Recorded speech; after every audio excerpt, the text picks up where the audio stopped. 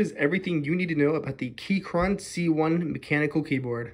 There are 87 keys, and yes, you do get the arrows. It is connected via USB-C. You can switch between a Windows or a Mac operating system layout. There are adjustable legs, so you could go the full length or you could go the half length. These are the legs fully extended, these are the legs partially extended, and these are the legs fully put down. These are linear switches, not tactile or clicky, so when you push down, there is no kind of force that's going to stop or make any indication that you're getting towards the full pressing of the key. And of course, here's a sound test.